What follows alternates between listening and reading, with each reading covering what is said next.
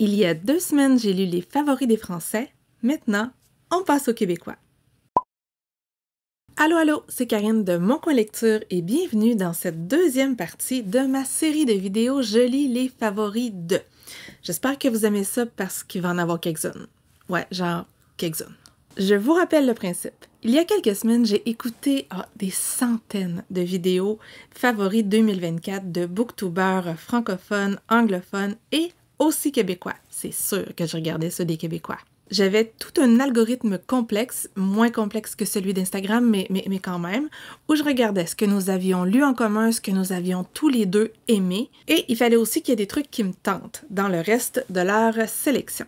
Comme je vous ai déjà dit, ça devait être un vlog, ce n'est pas un vlog, mes essais ont été fort peu concluants, je vais me calmer la prochaine fois. Donc aujourd'hui, vous allez avoir une belle vidéo face cam où je lis les favoris de 5 personnes, c'est-à-dire Sous le ciel, Hello Kimi, Signé Daphné, Cindy Landes et Bouquin d'étoiles. Ce sont 5 booktubers québécois, 5 booktubers que j'aime beaucoup et que je vous invite à découvrir. Et sans plus attendre, allons-y! On commence donc avec Sous le ciel. Dans la liste de Mamaki, j'avais présélectionné Super méchant débutant de John Scalzi, Imogen Obviously de Becky Albertalli et finalement The Wedding People de Alison Espach. Bon, en vrai, j'en ai lu 2 dans cette liste-là, mais l'autre va servir pour une autre liste. Ouais, c'est compliqué dans ma tête. Voici donc ce que Mamaki avait dit pour réussir à me convaincre de lire son 2e roman préféré de 2024. Parce que j'avais déjà lu le premier. Je l'avais aimé en plus. Si moi, ma caméra descend à mesure, je vais remonter.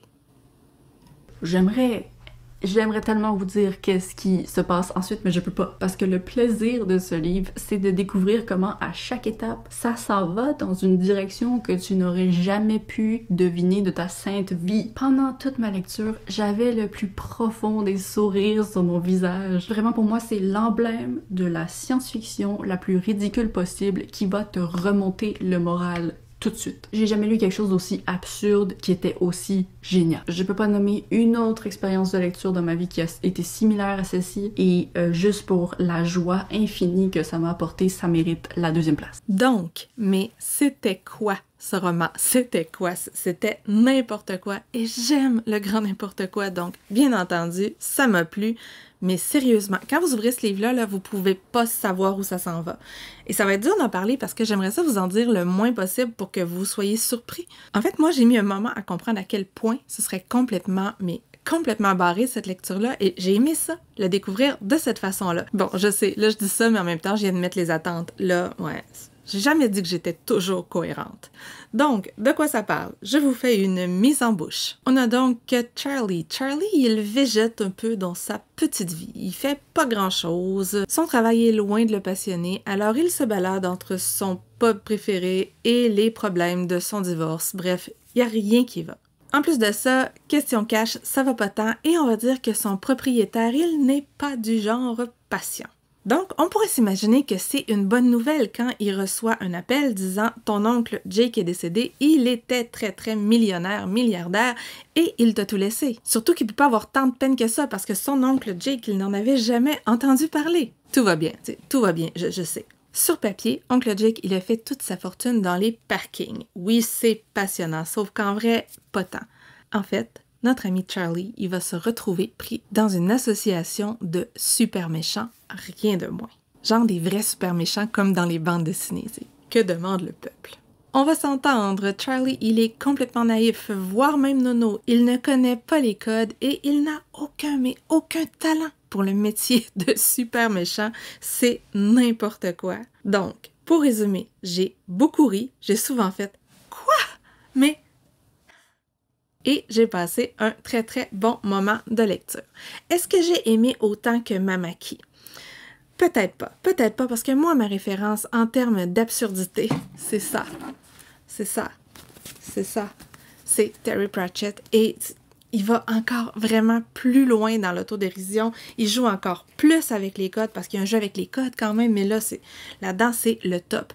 Donc, je comparais un peu puis je dis, il me semble que j'aurais aimé ça, c'était un camion. Il me semble que j'aurais aimé ça que ça aille encore plus loin. Au fait, je fais un appel à tous. Je voudrais avoir tous les romans dans cette vieille édition-là et je les trouve plus.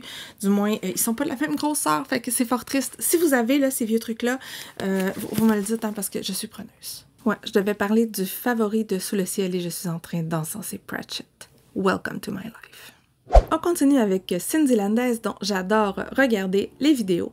Et dans ses favoris, il y avait Granby au passé simple de Hakim Gagnon, En dehors de la gamme de Anne-Catherine Baumann et L'infureur invisible du cœur de John Boyne. On va donc aller voir ce que j'ai choisi. Alors, il s'agit d'un thriller, mais un thriller franchement très original parce que c'est un thriller médical. On a l'intrigue qu'on aime tant avoir quand on lit un thriller, mais on a en plus des sujets, des thématiques absolument passionnantes parce que dans ce roman, on suit entre autres, on va suivre quelques personnages, mais entre autres 2 étudiantes à l'université qui doivent écrire un mémoire ensemble et le sujet de ce mémoire, c'est peut-on traiter le deuil comme une maladie? Donc, est-ce qu'on peut traiter le deuil avec des médicaments comme toute autre maladie? Donc, vraiment des questions hyper pertinentes, hyper intéressantes. C'est donc un roman que j'ai adoré d'un bout à l'autre. On va s'entendre, j'ai choisi ce roman-là pour toutes les mauvaises raisons. J'avais vu le mot gamme, alors j'ai pensé que ça parlait de musique, mais tellement pas, zéro pointé. Par contre, est-ce que c'était une bonne lecture? Mais ma foi, oui, c'était une bonne lecture et une excellente surprise. Ça fait réfléchir et en plus, c'est un sujet qui m'intéresse de plus en plus. Un sujet secondaire, là, c'est la surmédicalisation, le fait de vouloir vraiment DSM-5iser à peu près tous les symptômes. Et là-dedans, c'est une question qui est posée. Mais je m'explique. Nous sommes au Danemark avec 4 personnages principaux. On a 2 étudiantes en psychologie qui sont très différentes. On a leur professeur qui est comme chercheur associé avec une grande compagnie pharmaceutique, Danish Pharma. Non, Pharma. Oh, ok, beau lapsus. Danish Pharma ou Danish Pharma. En tout cas, ça doit être en danois de toute façon. Le 4e personnage, c'est la chercheuse qui est à l'origine du projet Colocaïne. Et qu'est-ce que c'est la colocaïne? C'est le médicament qui va traiter le deuil prolongé. Et c'est là où se pose la question dont je vous parlais tout à l'heure. À partir de quand un processus, un mécanisme normal devient anormal, devient pathologique, est-ce que c'est bien de se poser cette question-là? Bref, le roman, il donnera pas de réponse, mais il ouvre le débat et c'est, ma foi, fort intéressant. On va pas se le cacher, dans ce roman-là, il y a énormément d'enjeux bioéthiques parce qu'on est à la toute fin du développement du médicament et il y a certaines données de recherche qui semblent avoir été mises de côté. Statistiquement, il pourrait avoir une bonne raison, mais quand même, ça intrigue. Et le professeur d'université, lui, il va être intrigué par ça. Il va un peu embarquer ses étudiantes de façon par la bande. Tout va bien. Et on réalise assez rapidement que dès que certains projets sont remis en doute, dès que certaines données sont analysées d'une façon un peu différente, parce que ne nous le cachons pas, il est possible de faire dire plusieurs choses différentes au même set de données dépendant de ce qu'on analyse et ce qu'on choisit de ne pas analyser. Il y a donc également toute une réflexion sur la liberté scientifique, sur la liberté des universités face à ceux qui donnent des sous. Et avec ce qui se passe présentement aux États-Unis, c'est important d'y penser, c'est vraiment essentiel. Parce que notre professeur là-dedans, quand il essaye de lever un drapeau rouge, ça va pas bien se passer pour lui. Et ce qui fait que ça fonctionne, c'est que les 4 personnages ont dû vivre un deuil. Chacun y a réagi de façon différente. Chacun a eu sa manière de dealer avec la situation. Et ils sont pas tous rendus à la même étape de leur deuil et ils n'ont pas franchi les étapes de la même façon aussi. Ça les rend quand même attachants. Il y a personne qui est dénué de défauts là-dedans. On a la bonne étudiante qui voudrait donc bien faire, celle qui est un peu à côté de la plaque mais qui a tous les honneurs parce qu'elle est tellement imaginative. Ça parle de l'importance des sentiments. On a des enjeux éthiques, des enjeux économiques. Bref, c'est très actuel, c'est bien écrit, j'ai vraiment aimé ça et je recommande. On passe à ma complice Daphné. Daphné et moi, on a des goûts communs, mais il y a aussi des romans sur lesquels on ne s'entend pas du tout. Mais alors, pas du tout. En fait, ça arrive plus souvent que ses favoris me plaisent que le contraire. Ouais. Je pense que je suis très bon public dans la vie. J'avais donc repéré The Guncle de Stephen Rowley, The Measure de Nikki Erlich et Funny Story de Emily Henry. Je pense que c'est le roman qui est le plus ressorti cette année. Tout le monde l'a adoré. Je l'ai pas lu? Ben non, je l'ai pas lu parce que vous allez voir ce que j'ai choisi. La mesure par Nikki Erling. Et ce livre-là m'a fait vivre toutes les émotions. On suivait vraiment beaucoup de personnages. C'est un roman choral. Donc, si vous aimez pas tant les romans chorales, c'est peut-être pas pour vous, mais moi, j'aime beaucoup ça. Et puis, chacun des personnages vivait avec la décision de est-ce que j'ouvre ma boîte ou non? Est-ce que je veux savoir si j'ai un court segment ou non? Et qu'est-ce que ça peut avoir comme impact aussi sur ma vie et sur la société, qu'il y ait des gens dont on sait qu'ils vont vivre moins longtemps que d'autres.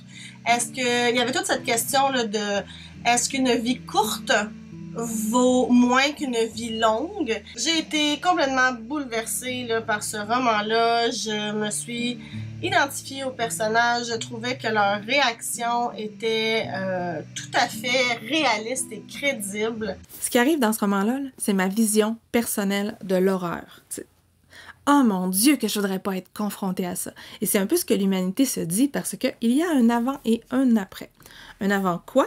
C'est-à-dire qu'un jour, l'humanité entière, en fait ceux qui avaient un certain âge, a reçu une petite boîte. Et dans la petite boîte, il y avait une cordelette et un petit mot qui disait « Ceci est la mesure de votre vie » ou « À l'intérieur se trouve la mesure de votre vie ». En tout cas, quelque chose comme ça.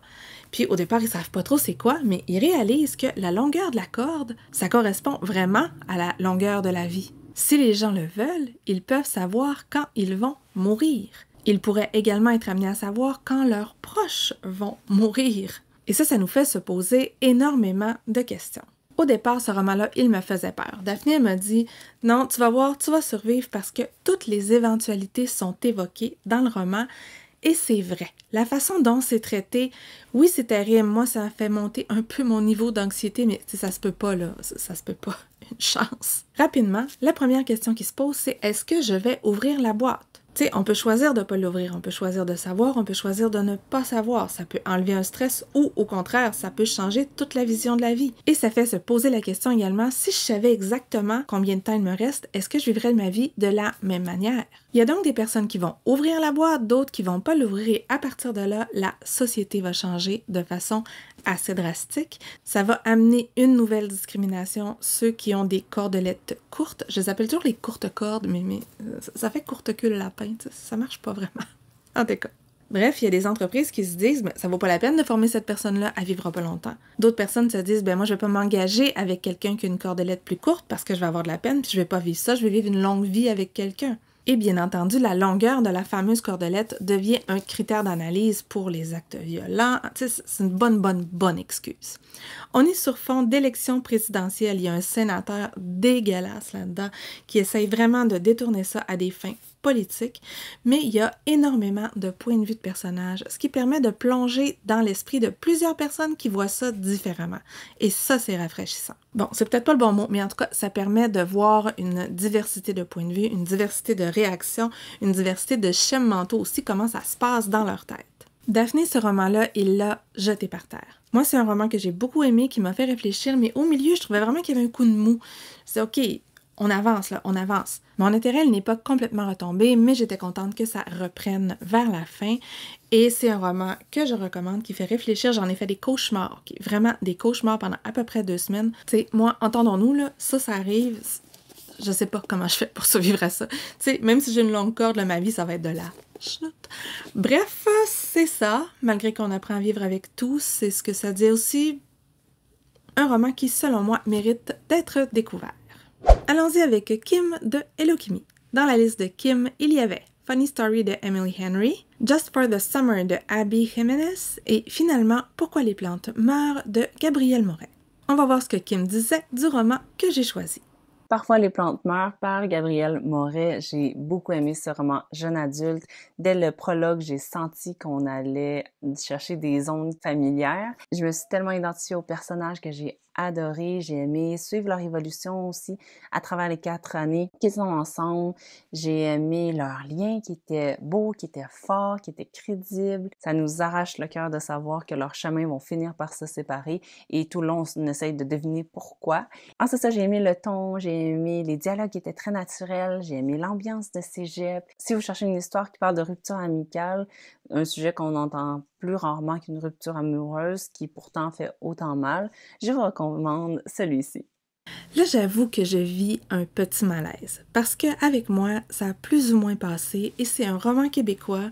Et quand c'est québécois et que ça passe pas bien, j'ai toujours un peu peur de me faire ramasser parce qu'il y a plus de chances qu'un Québécois regarde cette vidéo. Puis, en tout cas, je suis comme mal. Pourtant, là, il avait tout pour me plaire, ce roman-là. Ça parle d'amitié, ça parle de peine d'amitié.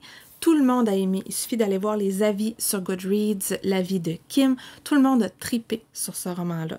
Puis on en parle tellement peu des peines d'amitié, puis c'est tellement important, ça arrive à tellement de gens que je trouve ça essentiel d'en parler. Moi, ça m'a ramené à mon cégep parce que j'ai vécu un truc vraiment pas cool à un moment donné avec un ami qui était super important pour moi et j'ai jamais compris ce qui s'est passé. Tu sais, je dois clairement pas être la seule. Est-ce que ça m'a rendu nostalgique? Un peu. Est-ce que ça m'a rappelé certains beaux moments de mon adolescence ou de ma jeune vie d'adulte? Bien sûr. Sauf que c'est quand même une lecture qui est moyenne pour moi. Ce roman-là, il va nous raconter l'histoire de Sabrina et de Miro. Ils se sont rencontrés au cégep dans de bizarres de circonstances.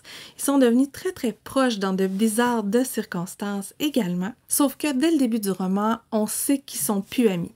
Et tout le roman, ça va être qu'est-ce qui s'est passé pour en arriver là. Au départ, c'était bien parti. J'aimais les deux points de vue, j'aimais les regards différents sur cette relation-là.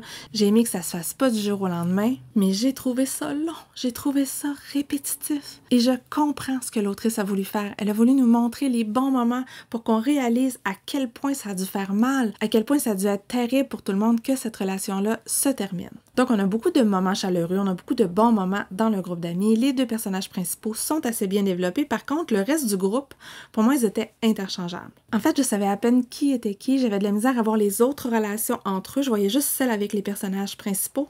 Et à cet âge-là, la dynamique de groupe, c'est tellement fascinant et le groupe, c'est tellement important. J'aurais aimé ça que ça soit plus exploré. En plus de ça, et là, je me sens très très seule, c'est que j'ai été plus ou moins convaincue par la fin. J'ai trouvé ça assez abrupt, j'aurais aimé ça qu'on aille plus loin dans cette réflexion-là. Mais surtout, moi, ce qui m'a dérangée, c'est l'écriture. OK, les pages se tournent toutes seules, ça va bien. C'est une écriture qui est ultra simple, mais il y a des répétitions. En fait, il y a une répétition. Mon meilleur ami, ma meilleure amie. Mon meilleur ami, ma meilleure amie. Des fois, là, c'était 3 par page. 3 par page, mais peut-être 4, mais 3, je suis sûre. Puis moi, ce type de répétition-là, là, ça me donne envie de hurler. Et je l'ai lu pendant une nuit d'insomnie. Il était 3 heures du matin, ça aurait été une très, très mauvaise idée, tu sais, de hurler puis de pitcher mon lit. Mais mes 2 parents seraient arrivés, tu sais. Pas bonne idée. Bref, c'était pour moi un thème important. Ça m'a vraiment ramené à mon cégep et pour ça, c'était chouette. Par contre, ouais, plus ou moins convaincue, mais je suis assez seule. Là. Vous irez voir les avis. Je vous dis, allez, tout le monde a trippé. Dernier booktuber de cette vidéo, c'est Bouquin d'étoiles, ne vous fiez pas à son accent, il habite au Québec. Et dans ses favoris, il y avait La maison sortilège de Emilia Hart, Pissim Napeo de Georges Pissimapeo et l'histoire d'Edgar Sattel de David Wroblewski, je ne sais trop. Je vous laisse voir ce qui m'avait convaincu.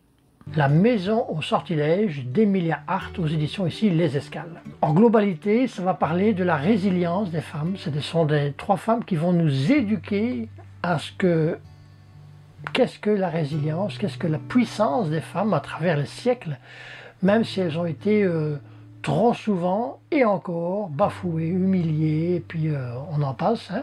Déjà, c'est une magnifique écriture. C'est un bouquin sur les relations familiales, les relations transgénérationnelles. On peut dire que c'est un hymne à l'amour, vraiment.